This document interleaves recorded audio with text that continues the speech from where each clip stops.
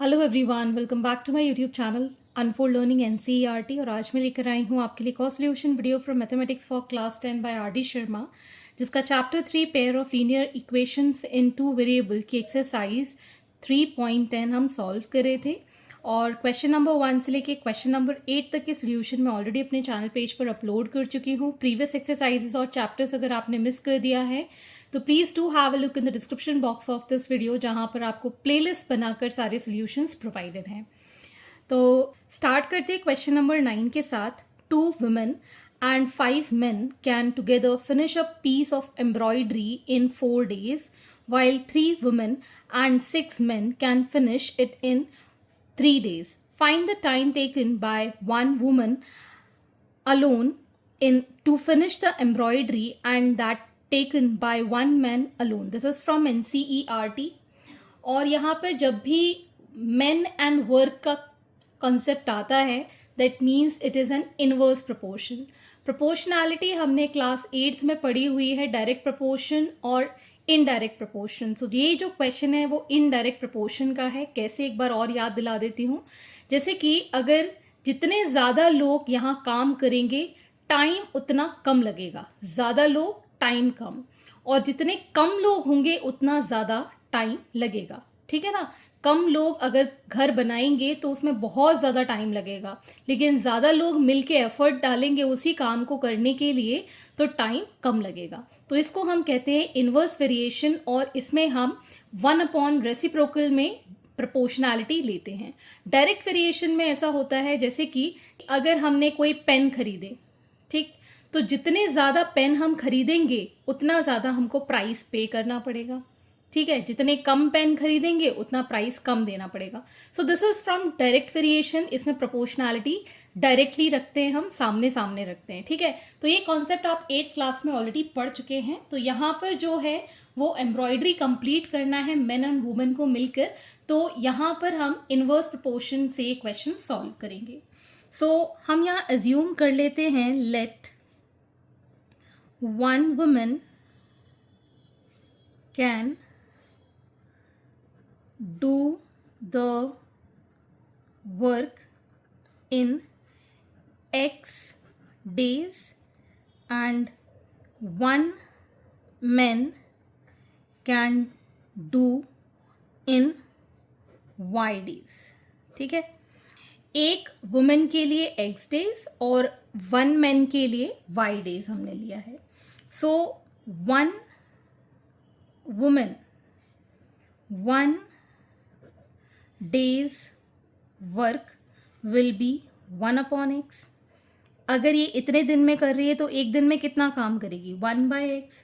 Similarly अगर 1 man काम कर रहा है सो 1 days work will be 1/y। ठीक, सो 2 women 1 days work will be 2/x। और यहाँ पर 5 men के लिए सो 5 men 1 days work is 5/y। ठीक है, तो अब हमको ये पता है कि 2 वुमेन हैं और 5 men हैं। 4 डेज में ये वर्क कंप्लीट कर रहे हैं एम्ब्रॉयडरी का, 4 डेज में। ठीक है ना। तो 4 × 2/x प्लस 5/y, ये 1 डे के लिए था। अब 4 डेज में इतना वर्क कंप्लीट होगा इक्वल टू 1। इसको हम मल्टीप्लाई कर लेते हैं तो ये आ जाएगा 8/x plus 5/y is equal to 1। This is our first equation. Similarly 3 women and 6 men can do it in 3 days। तो 3 हम यहाँ मल्टीप्लाई कर देंगे 3/x plus 6/y is equal to 1। ठीक, इसको भी मल्टीप्लाई कर देते हैं। So 9/x plus 6 3s 18/y is equal to 1। This is our second equation. ठीक है, अब यहाँ पर हम एज्यूम कर लेते हैं let 1/x is equal to u and 1/y is equal to v। तो हमारी इक्वेशन चेंज हो जाएगी 8u plus 5v is equal to 1. This is say third equation. And 9u plus 18v is equal to 1. This is say equation number 4. ठीक, अब मैं इसको elimination method से कर रही हूँ. सो इसको मैं मल्टीप्लाई करूँगी 9 के साथ, इसको 8 के साथ. 9 8 72u प्लस 9 5 45. 5 4 20 आएगा यहाँ पर. तो ये हो जाएगा 180v इज इक्वल टू 9 और 9 8 72u plus 144v is equal to 8 1 8. Subtract कर देंगे, माइनस माइनस माइनस, ये दोनों cancel. 10 minus 4 is 6, 7 minus 4 is 3, 36v आ गया और यहाँ आ जाएगा 1. So v is equal to 1 upon 36. ठीक है, put v is equal to 1 upon 36 in equation 4 में पुट कर देते हैं. So 9u plus 18 into 1 upon 36 is equal to 1. 18 2 times से कैंसिल हो जाएगा. 9/u plus 1/2 is equal to 1. So 9u is equal to 1 minus 1/2. तो ये आ जाएगा 9u is equal to 1/2, u is equal to 1/18. ठीक है, अब ये वैल्यूज़ हम यहाँ पुट कर देंगे. So x will be equal to 1/u that is 18 and y is equal to 1/v that is equal to 36. तो x की वैल्यू 18 और y की वैल्यू 36 हमारे पास यहाँ पर आ गई है. ठीक, so therefore we can say here time taken by one woman is 18 days and one man is 36 days. Okay. Question number 10. There are 2 examination rooms A and B. If 10 candidates are sent from A to B, the number of students in each room is same. If 20 candidates are sent from B to A, the number of students in A is double the number of students in B. Find the number of students in each room. तो examination room है A और B. अगर 10 candidate A से B में जाते हैं तो student equal हो जाते हैं और 20 अगर B से A में आते हैं तो number of students in A double हो जाते हैं. ठीक है, तो यहाँ पर number of student in each room बताना है. तो हम यहाँ एज्यूम कर लेते हैं late number of students in room A be X and room B be Y. ठीक है, तो अब अगर हमारे पास X A के अंदर हैं तो इसमें से 10 स्टूडेंट्स हमने B में पहुंचा दिए. ठीक है, तो नंबर ऑफ स्टूडेंट्स क्या हो गए, इक्वल हो गए. तो यहाँ पर हम इक्वेशन बनाएंगे x minus y is equal to 20. This is first equation. Second condition है यहाँ x है यहाँ y है, यहाँ से 20 स्टूडेंट्स हमने A में पहुँचा दिए. So number of students in A is double the number of students in B. इस रूम के डबल हो जाते हैं. ठीक, तो ये आ जाएगा हमारे पास x plus 20 is equal to 2y minus 40. So x minus 2y is equal to minus 60. This is the second equation. ठीक, इन दोनों इक्वेशन को हम सब्ट्रैक्ट कर देते हैं. So x minus y is equal to 20, x minus 2y is equal to minus 60. Minus plus plus ये cancel, ये आ गया y is equal to 80. Put y is equal to 80 in equation 1. So x minus 80 is equal to 20, x is equal to 80 plus 20 that is 100. ठीक है, तो हमारे पास number of students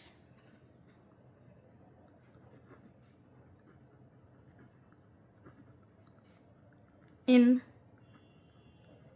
room A are 100 and room B are 80. ठीक. Question number 11. A railway half ticket costs half the full fare and the reservation charge is the same of the half ticket as on full ticket. One reserved first class ticket from Mumbai to Ahmedabad costs rupees 216 and one full and one half reserved first class ticket costs rupees 327. What is the basic first class full fare and what is the reservation charges? This is from NCERT examiner. तो हम यहाँ पर मान लेते हैं कि full fare और reservation charges कुछ भी हैं. ठीक है, so let the full fare be rupees X and the reservation charges are rupees Y. ठीक है, अब पहली कंडीशन क्या है? One reservation for the first class from Mumbai to Ahmedabad. ठीक है, वन फुल है तो full plus the reservation charges that is rupees 216. This is the first condition. फिर है one full and half reserved first class ticket. एक तो उसने full किया है, एक उसने हाफ किया है, plus the reservation charges of x and x by 2 because half ticket पे भी फुल टिकट का रिजर्वेशन लग रहा है. तो x के साथ y और x बाई 2 के साथ भी y. इसका टिकट लगा है रुपीज़ 327 का. इसको अब हम सॉल्व करेंगे तो ये आ जाएगा हमारे पास, ये पूरा मिला के आ जाएगा 3x by 2 plus 2y is equal to 327.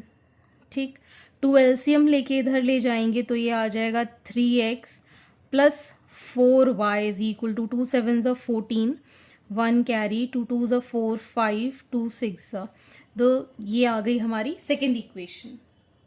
ठीक, इन दोनों को अब हम सॉल्व कर लें. मल्टीप्लाई दिस बाय से 4 से मल्टीप्लाई कर देते तो ये आ जाएगा 4x plus 4y is equal to 6 4 24 2 6 8 64 और ये है 3x plus 4y is equal to 654. Minus minus minus ये दोनों cancel. x is equal to 0 1 210. ठीक है, put x is equal to 210 in equation 1. So y is equal to 216 minus 210 that is 6. ठीक है, therefore we can say the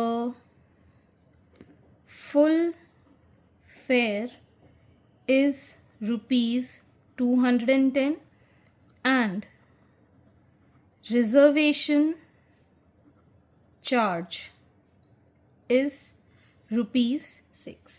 ठीक है, reservation charge हमने कितना माना था y, so it is rupees 6 and basic full charges 210. Next is question number 12. A shopkeeper sells a sari at 8% profit and sweater at 10% discount, thereby getting the sum of rupees 1008 if she had sold the sari at 10% profit and sweater at 8% discount. She would have got rupees 1028.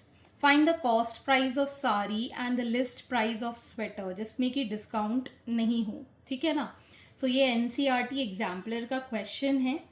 तो सबसे पहले तो हमें यहाँ पे profit और discount को manage करना आना चाहिए. ठीक, तो let the cost price of sari be rupees X and list price of sweater be Y। ठीक है, अब अगर हम यहाँ पर सेलिंग प्राइस निकालें जो कि 8% प्रॉफिट है साड़ी के लिए और 10% डिस्काउंट है इसके लिए, ठीक है, तो ये आ जाएगा हमारे पास साड़ी के लिए। साड़ी के लिए क्या करेंगे, एक्स तो रुपीज़ है ही है, उस पर प्रॉफिट है दैट इज़ 8% ऑफ एक्स, ठीक, प्लस हमें स्वेटर के लिए वाई तो है ये, इसमें से 10% का हमें डिस्काउंट भी मिल रहा है वाई पे, ठीक। So this is going to be ₹1008, ठीक है। इसको सॉल्व करेंगे, आ जाएगा x plus 8/100 x plus y minus 10y/100 is equal to 1008। इसको सॉल्व अगर हम करें 100 LCM ले लें तो ये आ जाएगा 108 plus 90y, this is x and this is y is equal to 1008 और ये 00 ये डिनोमिनेटर वाला, ठीक। तो ये बन गई हमारी फर्स्ट इक्वेशन। सेकेंड केस में जो साड़ी है उसमें लगा है प्रॉफिट 10%, मतलब x प्लस 10% ऑफ x हो जाएगा, और जो स्वेटर है उसमें डिस्काउंट है 8% का, y minus 8% of y, that is ₹1028। So it is going to be x plus 10x/100 plus y minus 8/100 y is equal to 1028। तो इसको जब हम सॉल्व करेंगे we'll get 110x plus 92y is equal to 102800। This is the second equation, ठीक। इसको अगर हम देखें 9 से डिवाइड कर दें तो ये आ जाएगा 9 1 ज़ा 9 2 ज़ा 12x plus 10y is equal to 11200। इसमें से 2 भी कॉमन आ रहा है तो यहाँ पर हम इसको लिख सकते हैं 6x plus 5y is equal to 2 से ये फिर कैंसिल हो गया, ठीक। तो अब कैलकुलेशन थोड़ी सी इजी दिख रही है, इसको हम मल्टीप्लाई कर देते हैं 110 के साथ, इसको मल्टीप्लाई कर देते हैं 6 के साथ, तो ये आ जाएगा हमारे पास 660x plus 550y is equal to 61600। इसको 6 के साथ 660x प्लस 6 2 ज़ा 12 55y is equal to 616800। Minus minus minus ये दोनों cancel, minus 2y is equal to minus 800। तो यहाँ से y की वैल्यू आ जाएगी 800/2, माइनस साइन कैंसिल हो जाएगा तो 400 आ गया, y आ गया 400। Put y is equal to 400 in equation 1, ये वाली इक्वेशन में पुट कर देते 6x plus 5 into 400 is equal to 5600। 6x is equal to 5600 minus 2000 3600, x is equal to 3600 divided by 6, ये आ गया 600। x की वैल्यू आ गई है 600। सो हम बता सकते हैं that cost price of sari is ₹600 and list price of sweater is rupees 400. Question number 13. In a competitive exam, 1 mark is awarded for each correct answer while 1/2 marks is deducted for every wrong answer. Janti answered 120 question and got 90 marks. How many question did she answered correctly? This is also from NCERT exampler. तो हम यहाँ assume कर लेते हैं let the number of correct answers be X and wrong answers be Y, and marks for correct answer is 1 mark is awarded, मतलब 1 into X, ठीक है, and marks for wrong answer is half mark deducted, मतलब y/2 हो जाएगा. यहाँ पर अब हम ले लेंगे टोटल नंबर ऑफ क्वेश्चन से x + y उसने अटेम्प्ट किए 120, ठीक है. अब मार्क्स के रिस्पेक्ट में देखें तो x उसने ठीक किए हैं लेकिन गलत किए हैं तो y/2 हो जाएगा. तो टोटल उसको मिले हैं 90 मार्क्स, ठीक है. इसको एलसीएम लेके सॉल्व करेंगे तो 2x - y is equal to 180. This is the second equation, ठीक है. So x + y is equal to 120, 2x - y is equal to 180. ये दोनों cancel, so 3x is equal to 300, x is equal to 300/3, that is 100.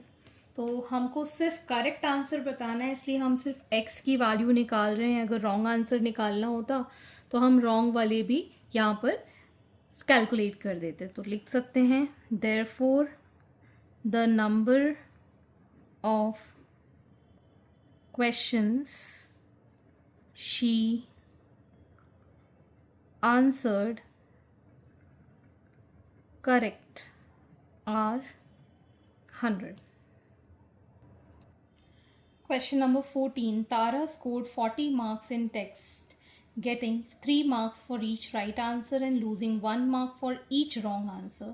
Had 4 marks been awarded for each correct answer and 2 marks been deducted for each wrong answer, then Tara would have scored 50 marks. Assuming that Tara attempted all questions, find the total number of questions in the test.